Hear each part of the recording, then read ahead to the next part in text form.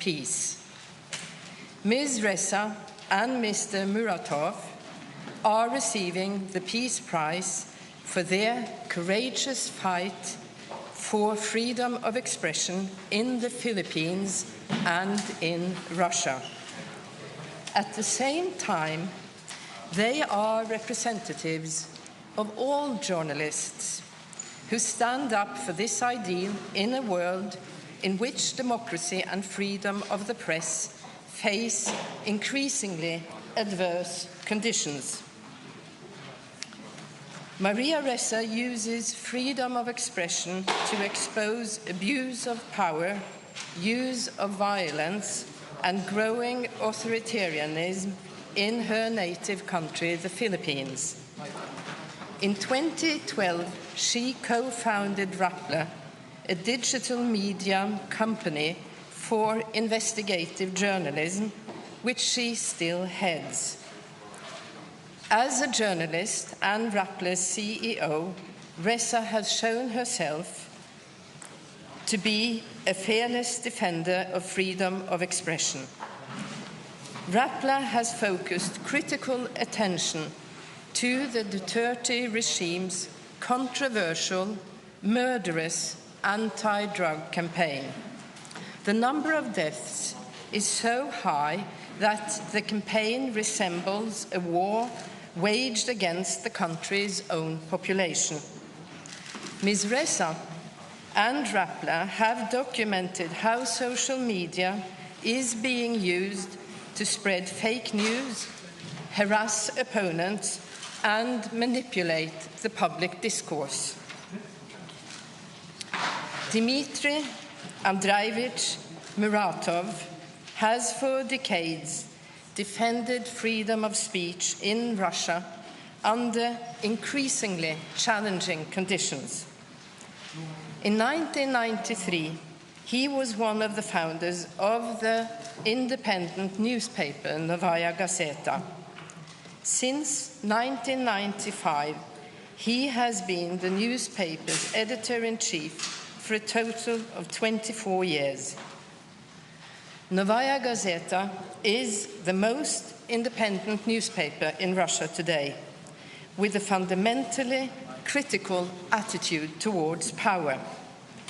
The newspaper's fact-based journalism and professional integrity have made it an important source of information on censorable aspects of Russian society, rarely mentioned by other media. Since its startup in 1993, Novaya Gazeta has published critical articles on subjects ranging from corruption, police violence, unlawful arrests, electoral fraud, and troll factories, and to the use of Russian military forces both within and outside of Russia. Novaya Gazeta's opponents have responded with harassment, threats, violence, and murder. Since the newspaper's start, 6 of its journalists have been killed, including Anna Politkovskaya, who wrote revealing articles on the war in Chechnya. Despite the killings and threats, editor-in-chief Muratov has refused to abandon the newspaper's independent policy. He has consistently defended the right of journalists to write anything about whatever they want, as long as they comply with the professional and ethical standards. Da gikk prisen ikke til Reportere uten grenser, men det ble en pressepris, en journalistpris.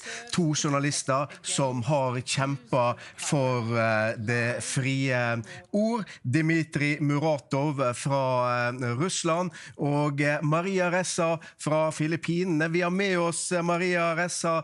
First of all, congratulations. What is your reaction of achieving the Nobel Peace Prize for 2021?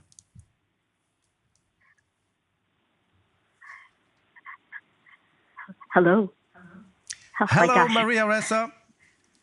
Hi, hello. I am Hi, so sorry. hi. I'm a bit in shock. Congratulations. What is your first reaction for achieving the Nobel Peace Prize for 2021? I think just shock, and it's really emotional, but happy for my team, and thank you to the Nobel Peace Prize Committee for recognizing what we're going through. What does this mean for your work?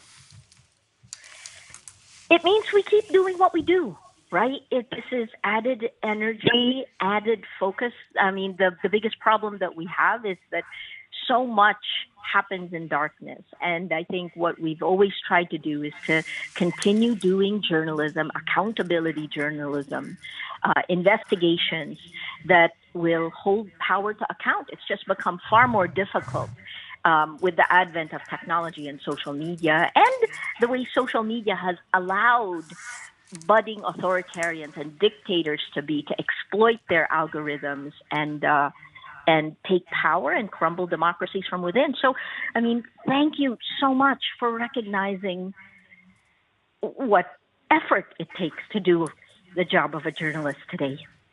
So much darkness, you say.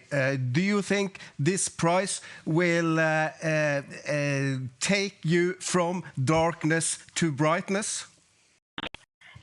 I hope so. I mean, we're writing what our present and our future is going to be right now, right? And I hope that with the focus on where journalism is headed, what journalists have to do in order to actually survive and do good journalism, that this will help us. Thank you so much. And this prize will definitively give you and your team more spirit to continue the fight. Rappler has been under attack since 2016, and the mission of journalism has never been as important as it is today.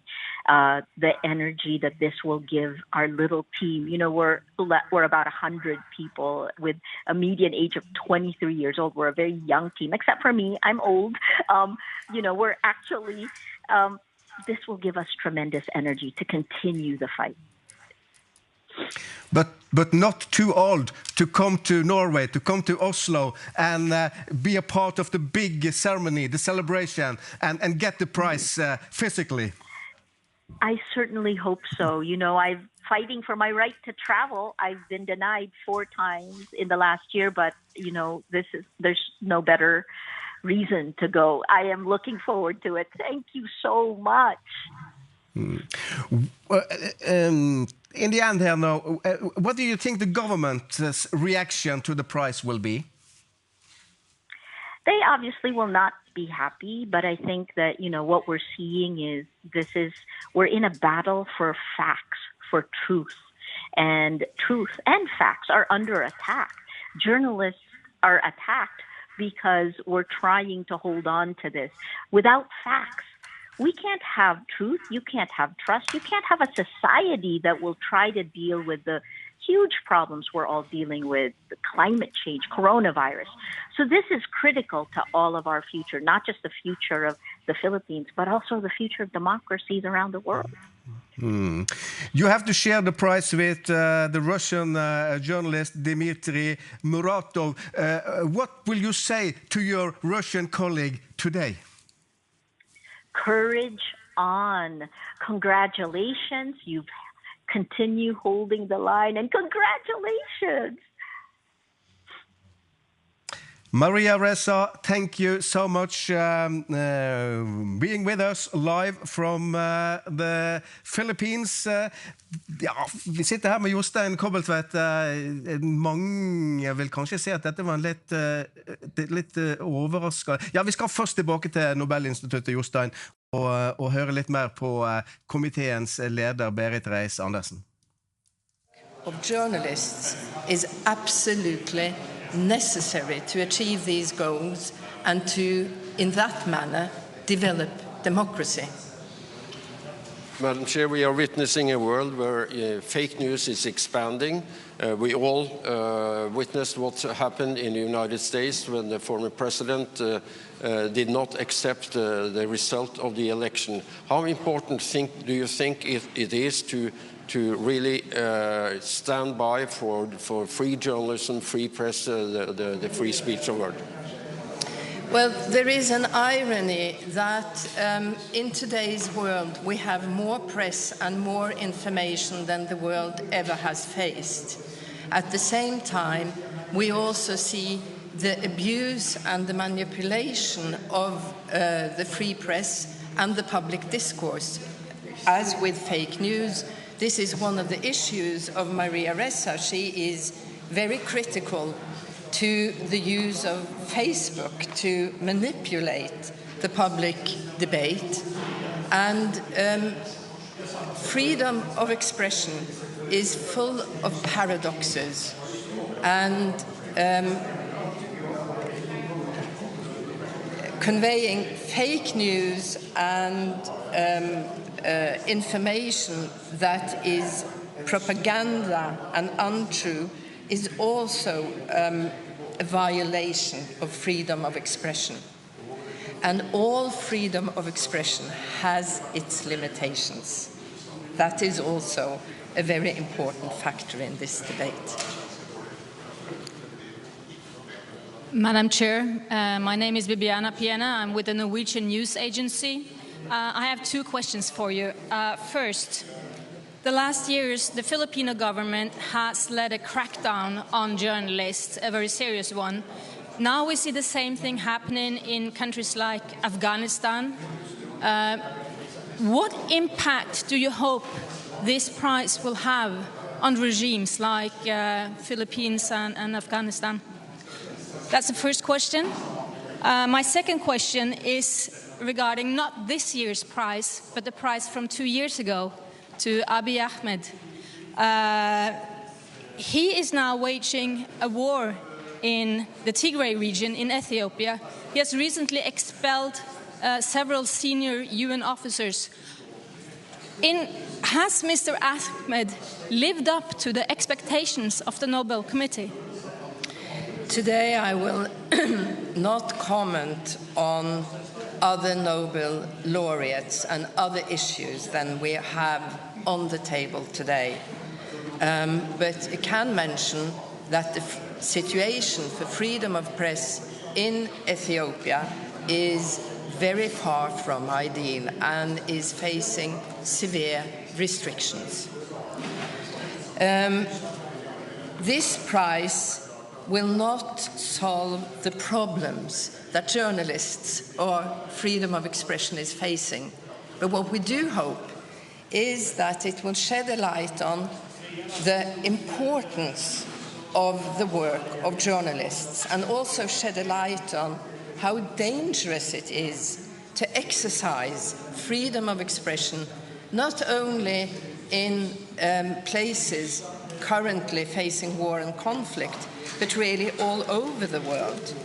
If you read the Reporters Without Borders Press Freedom Index, it is a very sad index to read, because the press and freedom of expression is challenged all over the world, but it is our intention to underscore how important this activity is for exactly a larger goal, democracy and peace. Any other questions?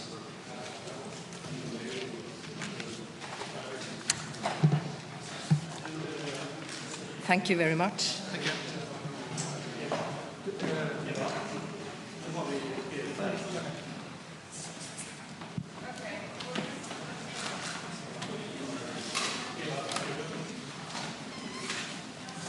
Ja, det sa Berit Reiss.